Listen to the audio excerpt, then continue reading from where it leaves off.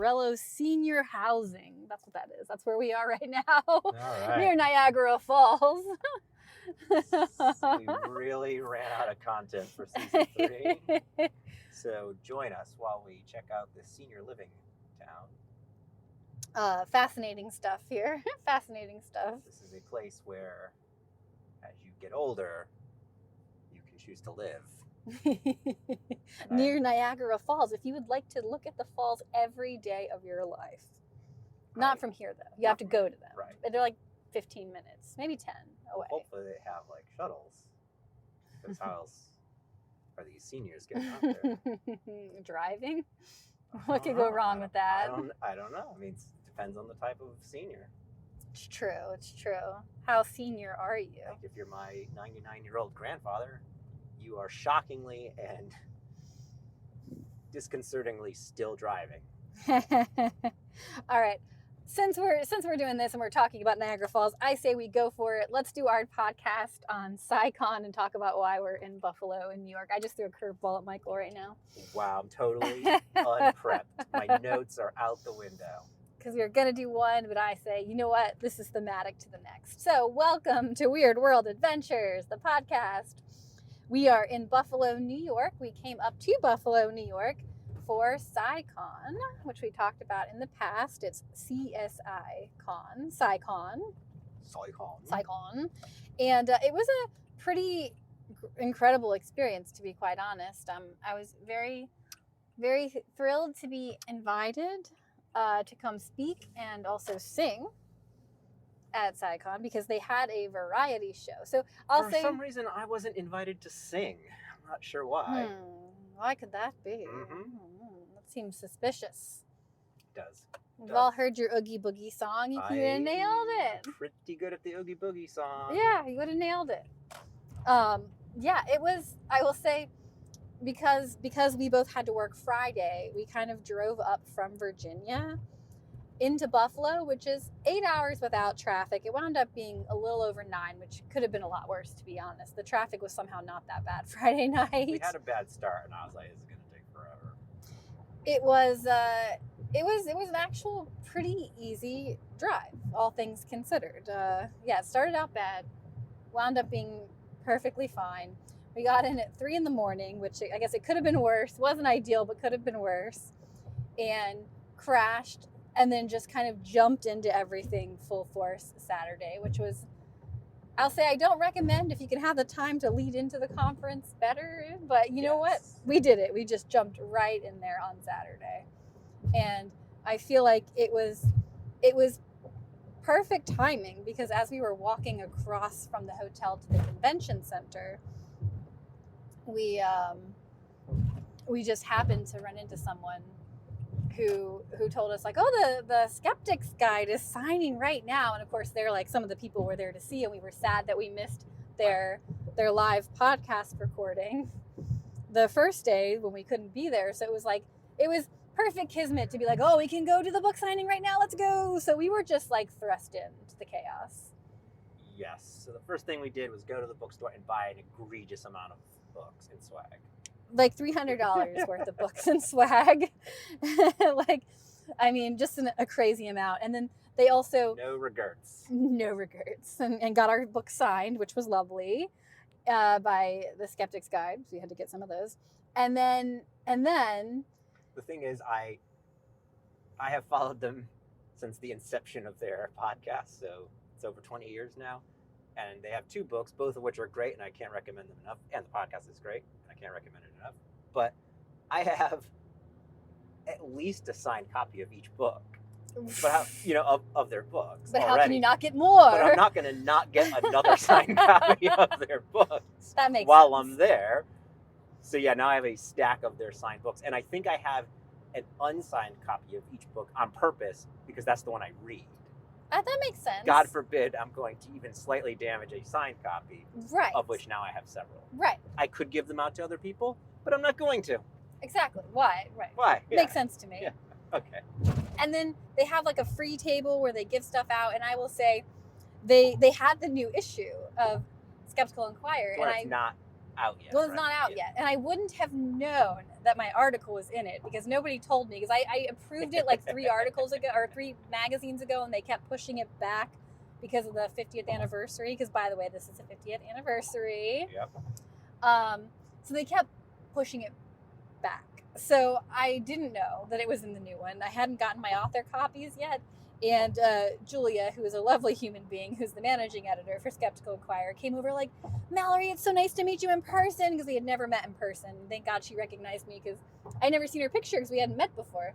Right. And we just emailed, and she's like, "You're in the issue. Did you see it? Did you see it?" And I was like, "No." And then they weren't there, and I was like, "Are you kidding?" So then she's like, "Oh no, it's not here. Hold on." And I'm like, "No, you teased me." And then they had a hidden box underneath the table, so I got a few of those. And you signed a copy of it. I signed a copy for her. Yes, that was so nice. But it was really exciting to get to see my Robben Island article come to light. That was what started my journey with Skeptical Inquirer. That's right. That's the first piece you wrote. First piece I like wrote 2 years ago, right? Yes. You really just wanted to get the penguins in. I really did. Like you're, I at the beginning, the primary motivation was she had penguin pictures, and she was like, "I need this fat penguin Chubby. His name is Chubby. He's a Appropriately named P4 Chubby. South African penguin. to be in this magazine." Yes, and he I'm was. going to write around Chubby. Exactly. Yes. Exactly. And he's in it. So there you go. He is. He is in it. It worked out perfectly. It was wonderful. So excited to get Chubby. He's like in the appendix to my article. He's a little picture for it, and I'm like, it's Chubby in the magazine. So I'm really excited about that. And then we kind of just jumped into some of the talks. Like we said hi to people that we were excited to see. We hadn't seen in a while. I kind of asked around where people were, reconnected, said highs, sat in a few talks, and I feel like we like did a bunch of like to-dos, check-offs in the morning so that we could like do all the things we wanted to do in the afternoon, because there were so many good talks and things to sit in the afternoon. Yeah. Ben Radford gave a great talk. That was great. Yep. And it was all leading up to the dinner variety show that I sang in. I was the first act, and I'm not gonna lie, I was very nervous, and I love singing. I have it down, but there was just something about leading up to it, like singing in front of a bunch of people. It was a pretty big dinner. I was surprised how many people were at the dinner. It was a huge dinner. The warehousey like banquet hall space it was in was huge, and I found Stephen Hupp is the editor-in-chief for Skeptical Inquirer. He's the one that invited us. I found him like an hour before the dinner and went up there and was like, "Oh, this is a huge space," and tested the audio. Everything was lovely, but it was intimidating. I was like, this is going to be an adventure. And then to top it all off, they have like these legendary people sitting with us and around us that I'm like, I mean, Bill Nye the Science Guy was there, and I'm like, I'm singing to Bill Nye the Science Guy, right? He's the table right here. behind us. He's right here. There's Bill Nye, and I have to sing for Bill Nye. And Michael Mann, the scientist, was at our table, and Peter Hotez, they were getting awards. And it was, I'm not gonna lie, I felt so important, so like special pants here, because they put us at like the table of people that had to go up on stage.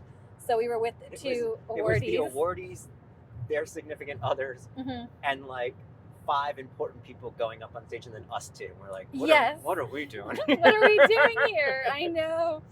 And I think, I mean, like, Stephen said it multiple times to me, like, oh yeah, this is the first time we did the variety show, and we really needed it to be good. And I just wanted you to go first and set the stage for it. And like, he really had confidence that I was going to nail that song.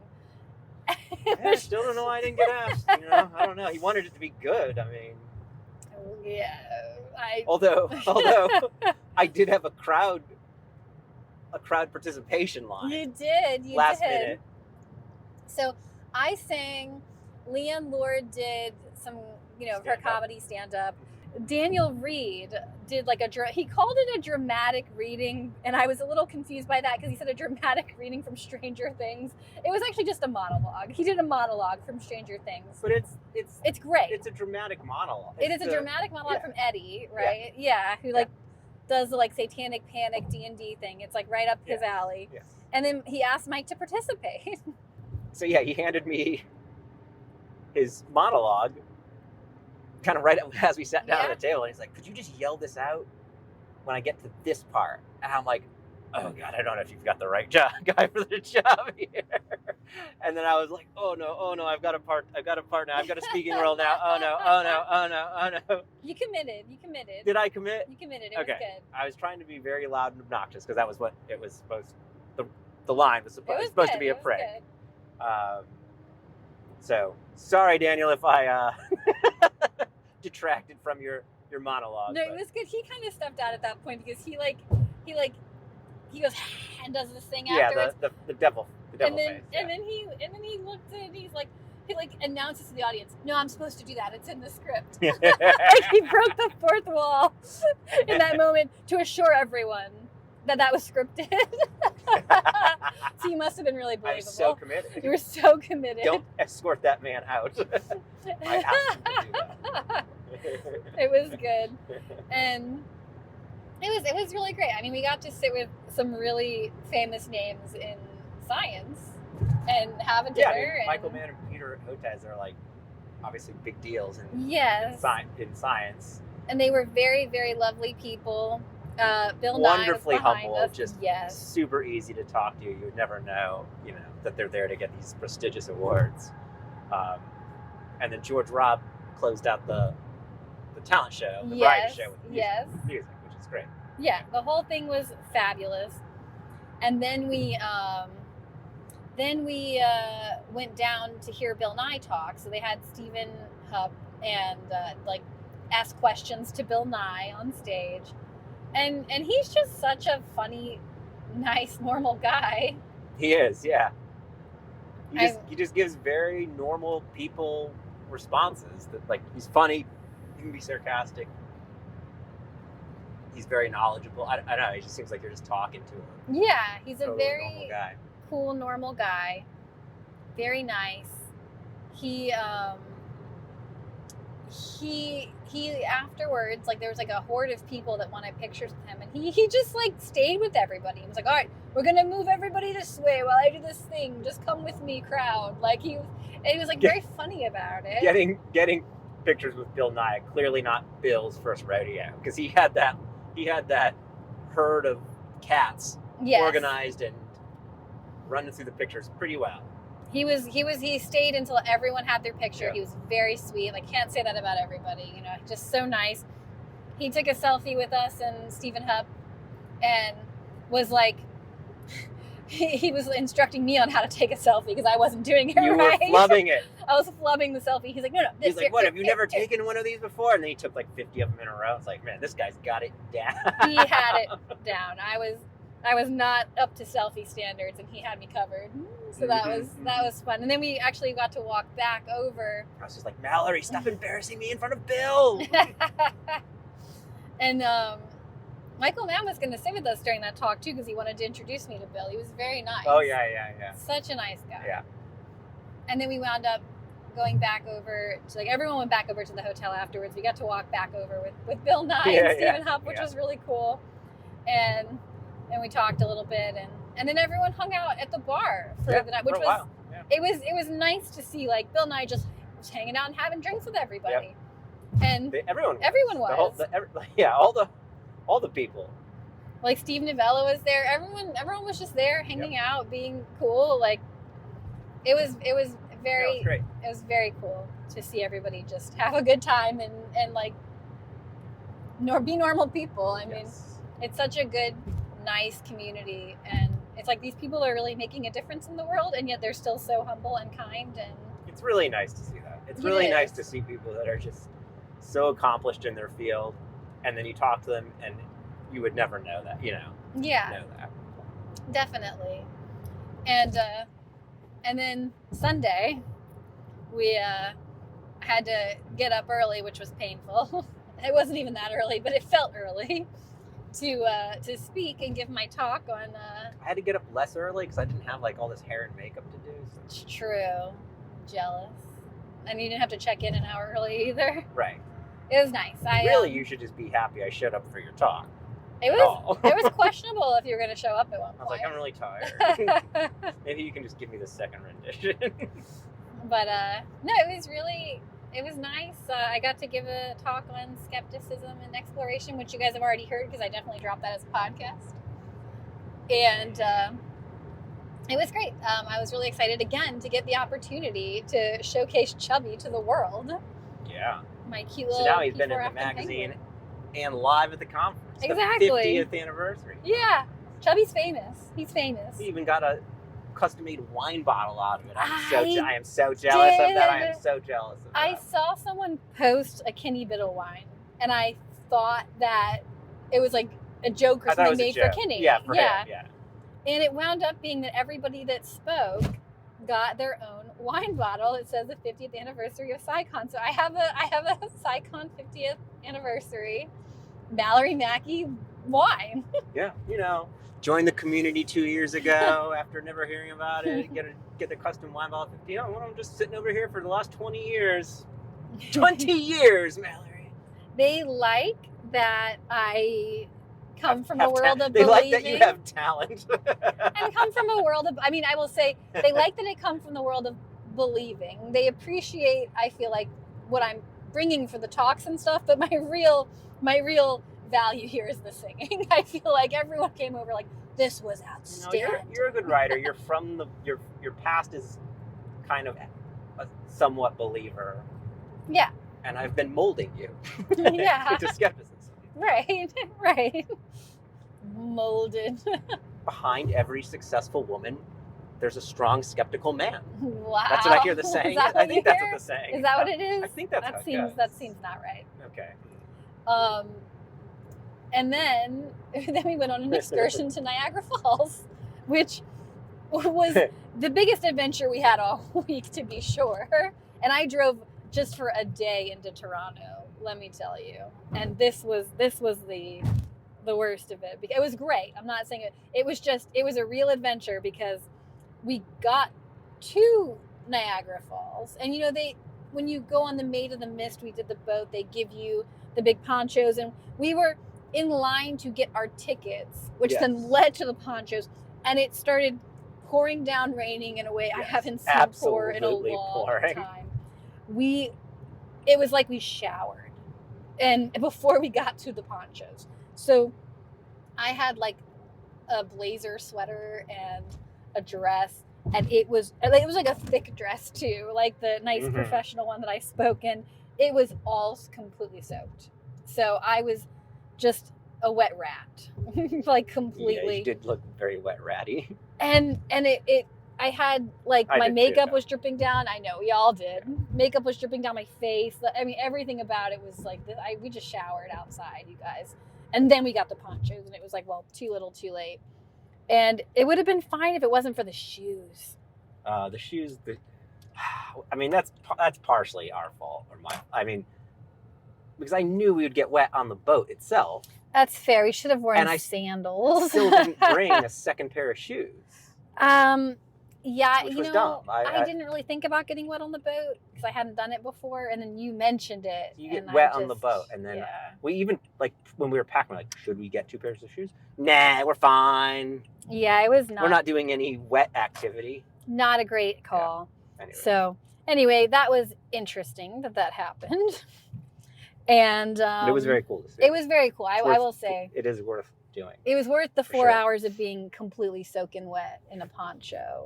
Like, with poncho over the wet clothes, like the whole squishy experience. It was worth it. Squishy is a good term for it. It was very squishy. It was so squishy. But it was worth it for, like, the falls were just beautiful, and just going into the mist and getting to see it all. It was really magical. It was very cool. You get right up in there. Like the boat does like a loop up in the falls. In the falls. Area, and it's pretty cool. And now I definitely know why they call it the Maid of the Mists, which I feel like there's a legend on. We have to look up and school people on later, because that'll be a follow up, because that would be very Well, that cool. company alone has been running for how many years did it say? 70 something? A long time. It was a long time. It's like a piece of Niagara Falls history. Anyway, we are arriving almost at our destination here. We're going to the Founding Fathers pub, which also just seems weird. Yes. Here, that is why we're going. We're going because it's weird. So we will have to let you know how that goes. And yeah, I hope you enjoyed our little talk on CSICon. There's a cat in that window. Speaking of weird, there's an adorable cat right there. Cats are just weird. But anyway, thank you guys so much for tuning in today. Please check out maloriesadventures.com as we write about more weird stuff in Buffalo.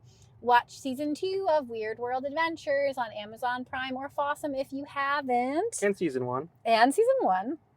And until next time, everybody, Stay weird.